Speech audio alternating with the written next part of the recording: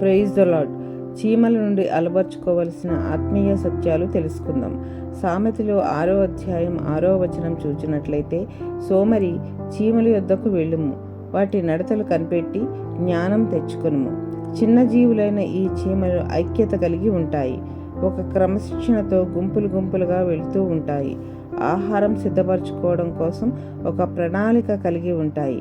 సామెతలు 6వ అధ్యాయము 7, 8 వచనంలో చూచినట్లయితే, వాటికి న్యాయాధిపతి లేకున్నను, పై విచారణకర్త లేకున్నను, అధిపతి లేకున్నను, అవి వేసవికాలమందు ఆహారం సిద్ధపరచుకొనును, కోతకాలమందు ధాన్యము కూర్చుకొనును.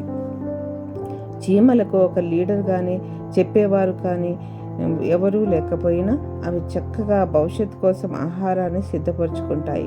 సామెతలు 30వ అధ్యాయము 25వ వచనం చూసినట్లయితే, చీమలు బలము లేని జీవులు అయినను అవి వేసవిలో తమ ఆహారంను సిద్ధపరచుకొనును.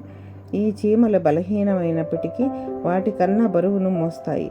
వేసవికాలంలో ఆహారాన్ని సిద్ధపరచుకుంటాయి, ఎందుకంటే వర్షాకాలంలో ఆహారం కూర్చుకోలేవని ముందు చూపుతో భవిష్యత్తు గురించి ఆలోచించి ఆహారాన్ని సమకూర్చుకుంటాయి.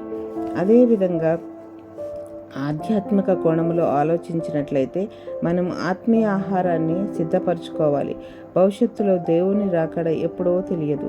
మధ్యాకాశంలో ఎత్తబడే గుంపులో మనం ఉండునట్లు సిద్ధపడాలి. మన ఆత్మను సిద్ధపరచుకోవాలి.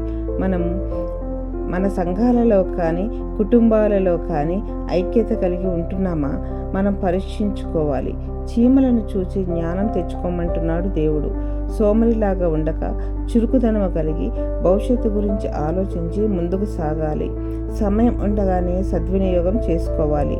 దేవుని రాకడకు సిద్ధపాటుతో ఎదురు చూసే వారంగా ఉండాలి. దేవుడు ఈ కొద్ది మాటలు దీవించునుగాక. ఆమెన్.